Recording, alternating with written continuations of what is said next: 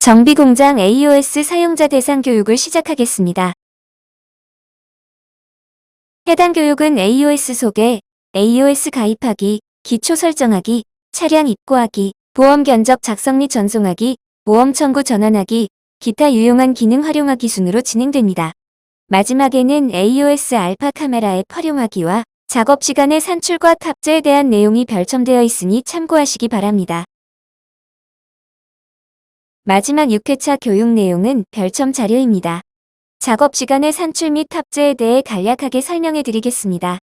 교육 기초에 말씀드렸듯이 해당 교육은 AOS 사용법에 대한 기초 교육 과정으로 작업 시간에 대한 심도 있는 내용은 다루지 않을 예정입니다. 간략하게 AOS에 탑재되어 있는 작업 시간에 어떤 식으로 탑재되어 있는지 안내해 드리겠습니다. 국내 작업 시간의 유형은 크게 보험 수리 작업 시간, 자동차 제작사 작업 시간, 정비연합회 작업 시간 세 가지로 분류됩니다.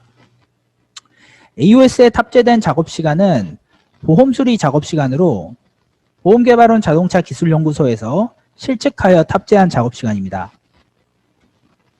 보험 수리 작업 시간은 보험업계 및 정비업계에서 공통으로 사용 중에 있으며 보통의 보험 수리 차량 수리비 산정에 활용되고 있습니다. 보험 수리 작업 시간에 대하여 이해하기 위해서는 정비요금의 발전 과정에 대해서 이해해야 됩니다. 과거 1970년대에는 관행에 따라 보험사와 정비공장 간 수리비, 청구 금액을 합의, 절충하는 방식이었던 수리비 합의 방식이었는데요. 이후 1980년대에 들어서는 보험사랑 정비업계 간 단체 계약 방식으로 변동되게 되었습니다. 작업 항목별 금액 방식이 도입되었고 정비연합회와 손해보험협회의 단체 계약으로 정비요금이 결정되었습니다. 이때까지만 해도 작업시간에 따른 수리비 지급 개념은 도입되지 못했습니다. 이후에 1990년대에 들어서는 표준작업시간과 시간당 공임이 분리되었고요. 그러나 이 작업시간은 차명별 작업시간이 아니라 차량의 등급별, 이를테면 소, 중, 대, 고급 등의 등급별로 동일한 작업시간을 적용했다는 한계가 있습니다. 작업 항목별 금액을 시간당 공임으로 나누어서 표준 작업시간을 산출했고요. 표준 작업시간이라는 개념은 도입됐지만 아직까지도 보험사와 정비업계 간 자율계약 방식으로 분쟁이 많이 발생했었던 때입니다.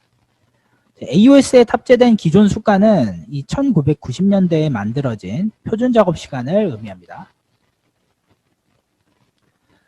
왼쪽표에 보시는 바와 같이 1980년대 후반에 자동차의 수요가 급속도로 증가하게 되었습니다. 이에 따라서 자동차 사고가 급증하였고요. 차량 수리 보험금이 급증하였습니다. 이는 정비보험 업계 간 다툼으로 이어졌으며 양 업계 간 갈등은 점점 심해지게 되었습니다.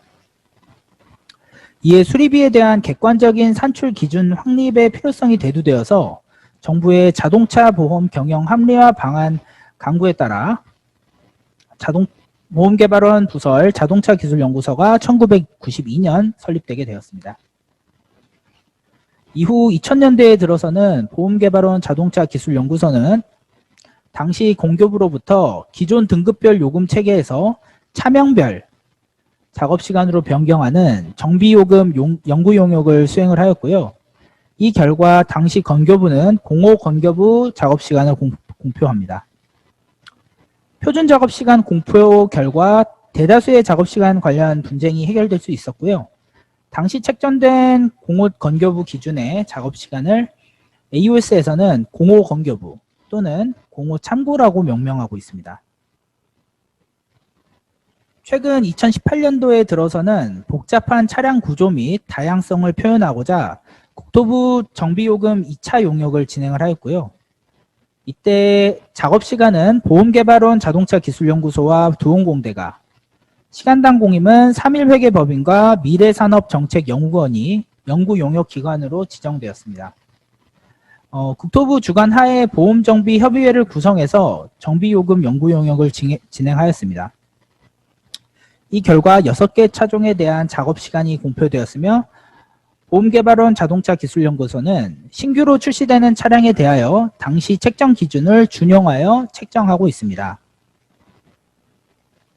이 최근 책정된 18 국토부 기준의 작업 시간을 AOS 시스템에서는 18 국토부 또는 18 참고라고 명명하고 있습니다. 이러한 작업 시간들은 AOS 시스템의 탈부착과 도장으로 분류되어서 탑재되어 있습니다. 탈부착은 기존 05 공교부 18 국토부로 나뉘어져 있으며 도장은 기존 05, 08부터 14, 18 국토부로 나뉘어져 있습니다. 도장의 경우 재료대 인상률 등을 반영하기 위해서 08부터 14 참고까지가 파생되었다고 생각하시면 될 것 같습니다. 각 수가별 차이점을 살펴보면 다음과 같습니다. 기존 수가는 작업 항목을 바디, 의장, 엔진, 셰시 등 기능별로 분류하고 있으며 차량의 급별로 그룹화가 되어 있습니다. 또한 도장의 경우 보험사와 정비공장 간의 도장 매수별 계약 금액을 청구하는 형식이었습니다. 05 참고 수가는 차명별 부품 공급 형태에 따라서 작업 항목이 구분되고 이에 대한 시간이 차별화되었습니다. 또한 도장의 경우 도장 공임이 신설되었으며 재료비를 세분화하여 책정하였습니다. 최근 18 참고 수가에 와서는 부품의 부착 위치를 기반으로 작업 항목을 분류하고 있으며 작업 항목이 세분화되어서 차량당 450개에서 600여 개의 작업 항목으로 세분화되었습니다. 도장의 경우에는 판금 도장을 표면 판금, 전면 판금 등으로 세분화하였습니다.